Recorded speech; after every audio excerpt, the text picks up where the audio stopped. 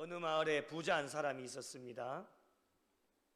이 부자는 자신의 집에서 일하는 종 둘을 부르게 됩니다.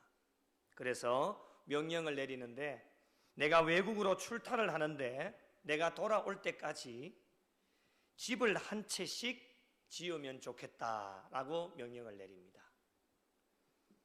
또한 명령을 내리는데, 집을 지을 때는 돈을 아끼지 말고 자재도 최고급으로 쓰고 인테리어도 최고급으로, 모든 것을 최고급으로 해서 집을 지으라고 명령을 합니다. 한 종은 주인이 떠난 뒤에 주인이 당부한 대로 설계도 최고로 잘하는 곳에 의뢰를 하고, 공사도 최고로 잘하는 곳에 자재도 최고급으로, 그리고 인테리어도 최고급으로, 모든 걸 다 최고로 해서 집을 짓게 되어집니다.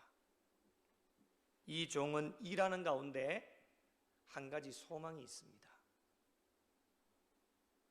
우리 주인님이시라면 이 집을 우리에게 주시지 않을까, 기대감을 가지고 소망을 가지고 마음속에 품습니다. 주인님이 이 집을 나에게 주시면 얼마나 좋을까, 상상만 해도 즐겁고 기쁘지 않습니까? 그래서 늘 이것을 꿈을 꾸면서 소망을 가지고 일을 하게 되어지는데, 집을 짓는데 참 많이 힘들지 않습니까? 그래도 힘들어하지 않고 늘 기쁨으로 매일매일 집이 지워져가는 모습을 보면서 참 기쁘고 즐겁게 일을 하게 되어집니다. 또 한 종이 있었습니다. 그런데 첫 번째 종과는 조금 다르게 심술이 나 있었습니다. 외국으로 가려면 그냥 좀 조용히 가면 좋을 텐데, 부자이면서 그렇게 집이 많은데 또 웬 집을 지으라고 우리에게 명령을 하는지 모르겠다 하고 입이 이만큼 튀어나와서 심술이 아주 크게 났습니다. 그래서 주인의 명령을 어기고 설계도 대충 하고 시공사도 잘하든지 못하든지 그냥 관심도 별로 없고 그냥 대충 정해서 자재도 아주 싸게, 자재도 인테리어도 아주 싸게 별로 신경 쓰지도 않고, 첫 번째 사람이 가졌던 소망, 이 집을 다 지으면 이 주인님이 내게 주실 것이다 라고 하는 이런 소망도 전혀 가지지 않고 늘 그냥 게으르게 놀면서 집을 짓게 되어졌습니다. 마침내 주인이 외국으로 갔다가 돌아오게 되었습니다. 그래서 제일 먼저 점검하였던 것이 무엇이냐면, 종들에게 명령하였던 것을 확인하게 되어집니다. 종들이 왔습니다. 주인은 종들에게 이렇게 이야기를 합니다. 다들 열심히 수고를 했네. 나를 위해서 이렇게 몸을 아끼지 않고 일을 하고 나를 위해서 열심히 봉사해 주어서 너무너무 감사하네. 내가 자네들이 수고한 대로 내가 보답을 하고 싶은데, 자네들이 내가 없는 사이에 지은 집을 자네들에게 선물로 주고 싶다네. 모든 가족들과 함께 당장 너희들이 지은 집으로 들어와서 살게나 라고 이렇게 이야기를 하는 것이었습니다. 종들의 반응이 어떨까요? 상상이 가시죠?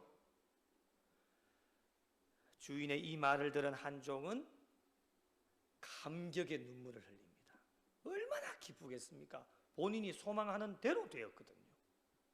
주인님이 돌아오시면 이 집을 나에게 주었으면 좋겠다라고 그 집을 지으면서 하루도 빠짐없이 소망을 가지고 있었기 때문에 본인이 소망하는 대로 딱 맞아 떨어지게 그 주인이 이야기를 하시니 얼마나 감격스럽고 기뻐서 눈물을 흘립니다. 그 옆에 있던 한 종은요,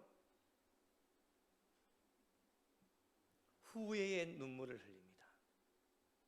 이럴 줄 알았으면, 주인이 명령한 대로, 최고급 자재를 사용하고 최고의 인테리어를 사용해서 내가 집을 지을 거라고 하고 후회의 눈물을 흘리게 되어집니다. 여러분, 첫 번째 종과 두 번째 종이 다른 점이 무엇일까요? 종의 신분도 같습니다. 집을 지은 것도 같습니다. 그러나 이 둘이 다른 것은 오직 하나입니다. 소망이 있다, 소망이 없다입니다. 첫 번째 종은 소망이 있었습니다. 주인에 대한 기대감, 주인이 집을 주시면 얼마나 좋을까 매일마다 집을 지으면서 힘들고 어려웠지만 그 소망이 그 종의 심령 가운데 있었기 때문에 힘들고 어렵지만 소망을 가지고 집을 짓게 되었습니다.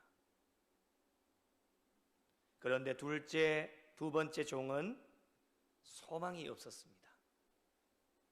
하기 싫은데 주인이 시키니까 억지로 하게 되어집니다. 주인에 대한 기대감도 없었고 설마 이 집을 나에게 주실까 그런 집에 대한 소망도 없었습니다. 사랑하는 성도 여러분, 여러분에게는 소망이 있으십니까? 소망이 있으시다면 오늘 이 밤에 여러분의 소망은 무엇에 대한 소망이십니까? 저와 여러분의 답은 하나님께 대한 소망이어야 합니다. 물론 다른 소망들도 있으시겠지만 가장 우선순위가 되어지는 것이 하나님께 대한 소망입니다. 오늘날 한국교회를 섬기는 많은 그리스도인들이 소망 없이 살아가는 사람들이 참 많습니다. 지금 당신의 소망이 무엇입니까? 아마도 지금 옆에 있는 분들에게 물어보면 잘 대답하지 못하는 분들도 있으실 겁니다. 갑자기 물으니까. 우리 주님 언제 우리의 옆에 오셔서 너의 소망이 무엇이냐?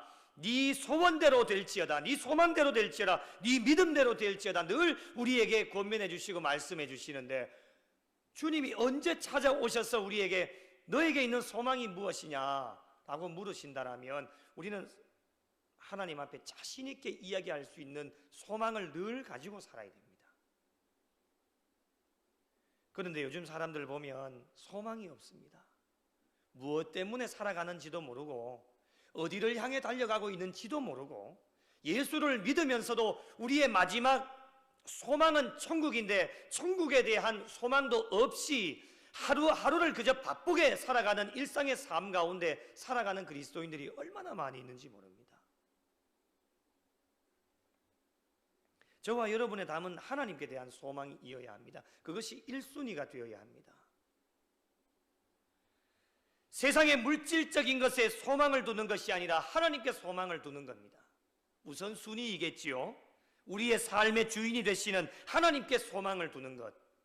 오늘 본문 5절의 말씀을 한번 보시겠습니까? 5절의 말씀을 같이 한번 읽어보도록 하겠습니다. 함께 보겠습니다. 시작. 야곱의 하나님을 자기의 도움으로 삼으며 여호와 자기 하나님에게 자기의 소망을 두는 자는 복이 있도다. 아멘. 할렐루야.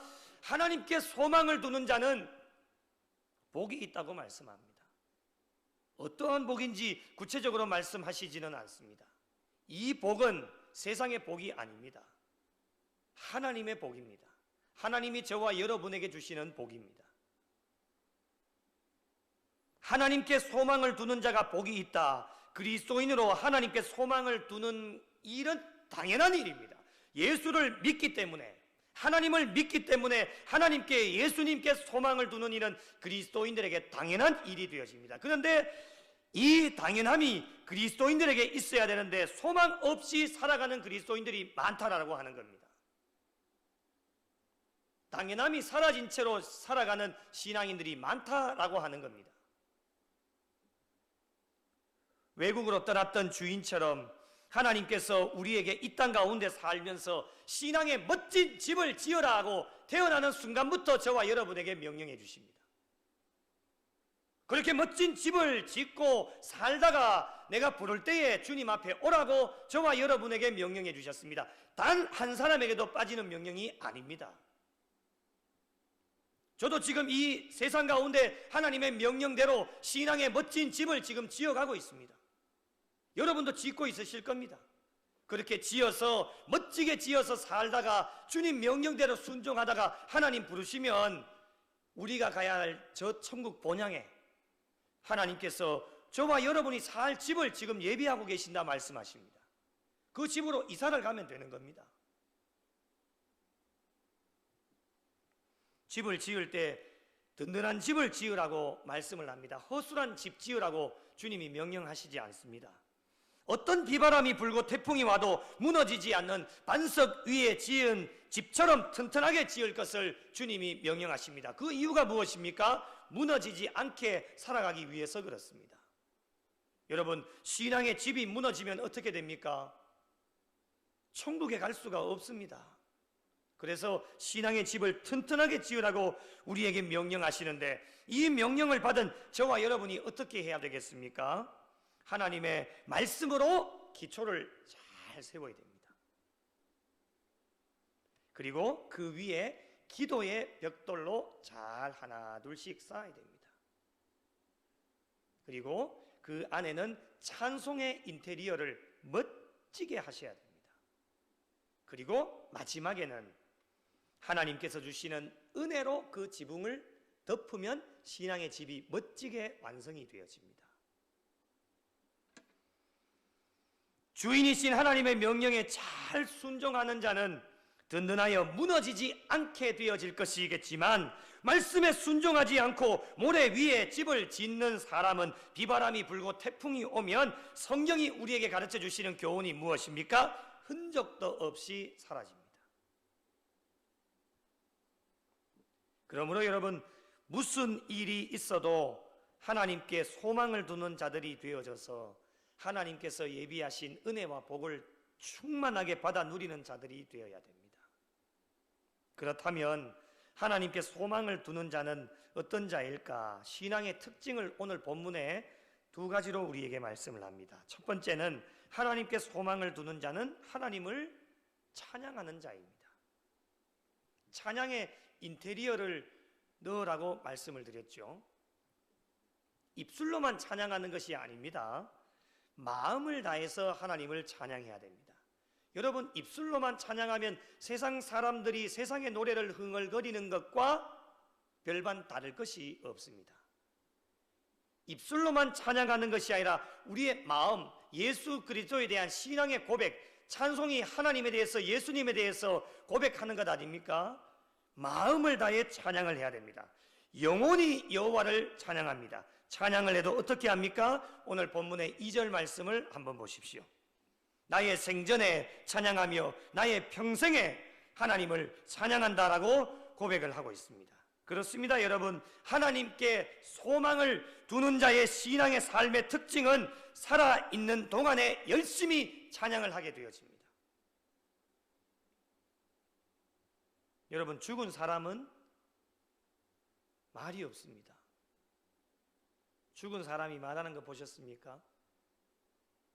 죽은 사람은 움직이지 않습니다. 아무리 흔들어도 본인 스스로가 움직일 수가 없습니다. 그러나 살아있다라고 하는 것은 우리가 입술을 열어 찬양을 할 수 있고, 살아있다라고 하는 것은 우리 마음을 다해 하나님의 성호를 찬송할 수 있기 때문에 하나님께 소망을 둘 수 있습니다. 그래서 하나님께 소망을 두는 자는 우리의 입술로 뿐만이 아니라 우리의 마음을 다해서 하나님을 찬양하고 송축하며 나아갈 수 있습니다. 두 번째로, 하나님께 소망을 두는 자는 귀인들을 의지하지 않습니다. 여기서 말씀하시는 귀인이라고 하는 것은 권력자들을 의미합니다. 세 번역에는 고관이라고 나오는데요, 세상을 통치하는 권력자들을 말합니다. 그런 권력자들을 의지하지 말아라. 하나님께 소망을 두는 사람은 세상의 어떤 권력자도 의지하지 않는다라고 하는 신앙의 특징을 가지고 있습니다. 여러분, 세상의 통치자들, 권력자들 보면 얼마나 큰 힘이 있는지 모릅니다. 돈으로 세상을 움직이고 돈으로 사람을 움직여 나갑니다. 오늘날 이 시대를 어떻게 평가하고 있습니까? 돈과 명예와 권력만 있으면 이 세상에 안 되는 일이 하나도 없다라고 이야기를 합니다. 그만큼 힘이 세다라고 하는 것이죠. 물질 만능주의에 빠져 있다라고 하는 겁니다.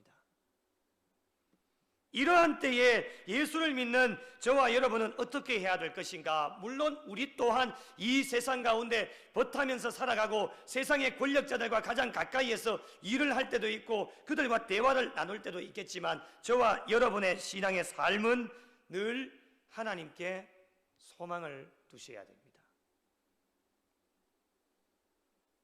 권력자들을 의지하지 말고 하나님만 의지하고 하나님께만 소망을 두는 자들이 될 것을 우리에게 말씀합니다. 왜 세상의 권력자들을 의지하면 안 되겠습니까? 3절 말씀을 다시 한번 보실까요? 3절 말씀에 보면 귀인들을 의지하지 말며 도울 힘이 없는 인생도 의지하지 말지니 라고 말씀하시는데 왜 세상의 권력자들을 의지하면 안 되느냐? 도울 힘이 없습니다. 더 중요한 것이 있습니다. 도울 힘도 없지만 왜 세상의 권력자들을 의지하면 안 되느냐? 그들에게는 구원이 없기 때문입니다. 그러기에 세상의 권력자들을 아무리 따라가도 그들은 저희들을 구원해낼 수가 없습니다. 세상의 권력자들을 따라가게 되면 세상의 것들로만 가득 차게 되어지고 아무리 그것이 많이 쌓인다 할지라도 그것이 저와 여러분을 구원해 줄 수가 없습니다. 그래서 세상 권력자들을 의지하지 말고 따라가지 말라고 저와 여러분에게 말씀하여 주십니다. 그러나 여러분, 우리가 믿고 있는 하나님은 다르십니다. 우리의 모든 것을 알고 계셔서 우리가 무엇이 필요한지를 다 알고 계셔서 필요를 채우시고 때를 따라 돕는 은혜를 허락해 주시는 분이 하나님이십니다. 가장 중요한 것은 구원의 은혜를 베풀어 주셔서 저와 여러분이 죽을 수밖에 없던 영혼들이었지만 예수 그리스도를 보내어 주셔서 우리가 그분을 믿음으로 말미암아 하나님의 자녀 삼아 주셨고 날마다 하나님의 복으로 저와 여러분을 채워 주십니다. 여러분, 인생은 연약합니다. 우리가 뭐 잘할 수 있는 것이 많이 있는 것 같지만 그렇지 않습니다. 사람에게는 한 번 죽는 것이 정해져 있지요. 죽으면 모든 것 다 끝나는 것 아니겠습니까? 사람이 자신이 죽는 것을 마음대로 결정을 할 수가 없기 때문에 자신의 생명도 지키지 못하면서 어떻게 다른 사람의 생명까지 지켜줄 수 있단 말입니까? 이것이 바로 인간의 연약함이고 이러한 연약한 인간을 하나님은 말씀을 통해 그들을 절대로 의지하지 말아라 말씀합니다. 그런데도 이렇게 말씀을 하시는데도 신앙을 가지고 있는 교회 안의 사람들 보면 하나님보다도 사람을 더 많이 의지합니다. 이게 문제예요.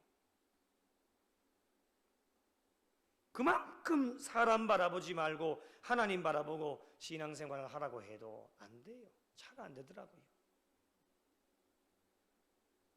무슨 일이 있고 힘들고 어려운 일이 있으면 하나님께 제일 먼저 달려와서 기도해야 되는데 하나님께 달려오지 않고 전화기부터 듭니다. 하나님 앞에 전화하는지 모르겠습니다. 사람한테 전화해가지고 이거는 이렇게 됐는데 저렇게 됐는데 어떻게 하면 좋을까? 그 우선순위가 하나님이 되면 얼마나 좋겠습니까? 사람에게 먼저 이야기하는 것보다는 하나님께 달려와서 하나님, 내가 지금 이런 일을 만나고 있습니다. 하나님, 어떻게 하면 좋겠습니까?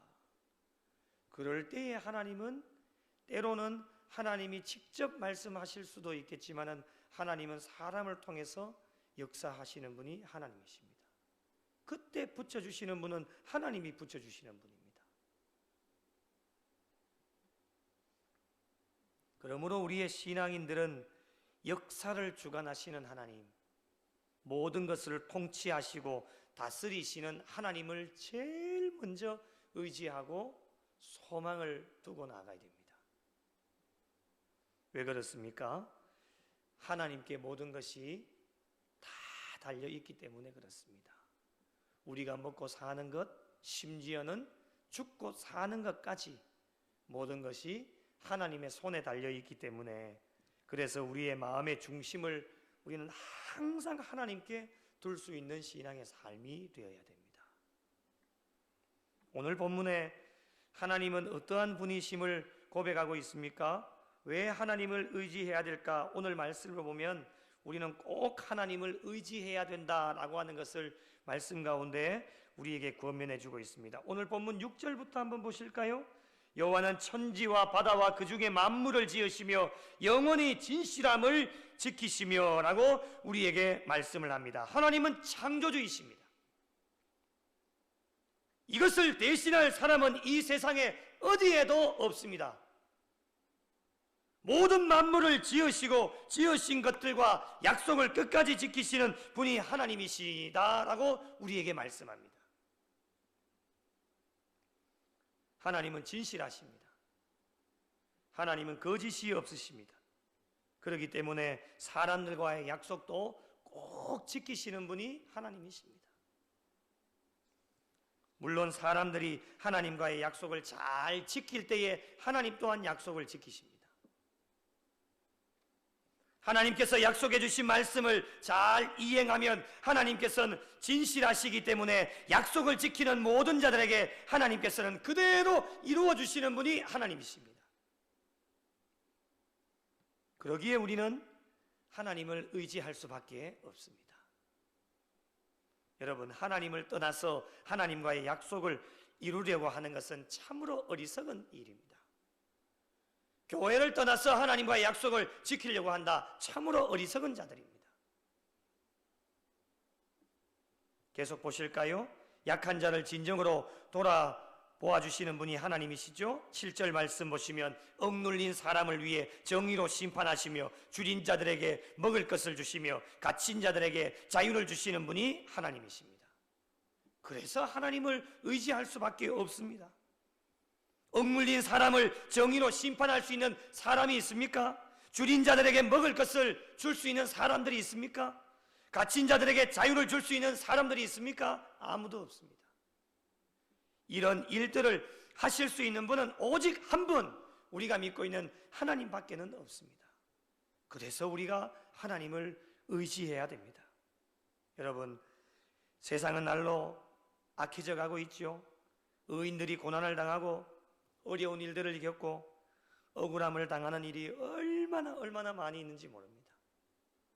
예수 믿는 것 때문에 손해를 봐야 되고 때로는 억울한 누명을 쓰기도 합니다. 오해를 받기도 합니다. 그러나 여러분, 이런 것 때문에 좌절하거나 실망하지 마십시오. 사람들은 나를 무시해도 하나님은 절대로 저와 여러분을 무시하시지 않습니다.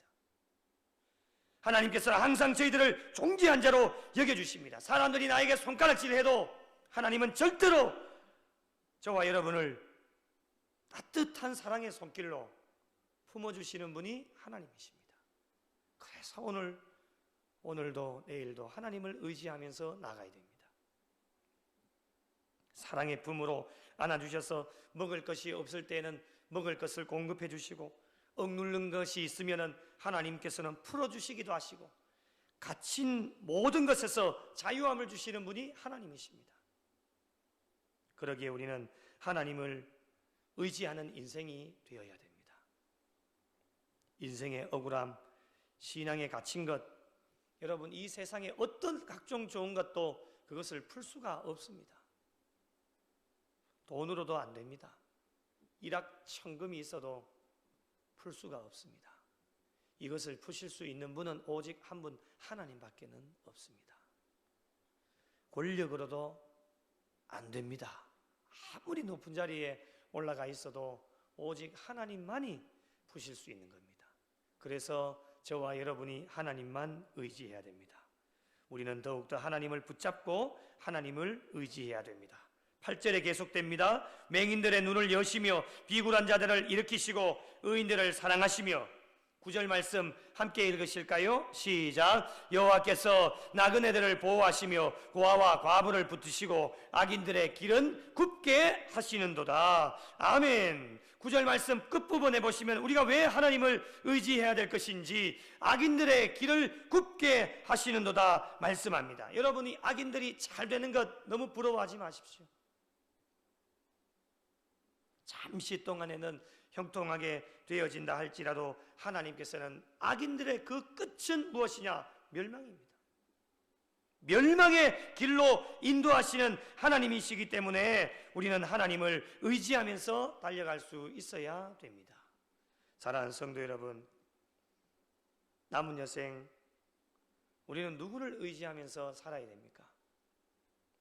혹시라도 지금까지 귀인들을 의지하셨다면, 도울 힘이 없는 인생들을 의지하셨다면 이제는 모든 것 다 내려놓으시고 주님 부르시는 그날까지 오직 주바라기 인생, 하나님만 바라보십시오.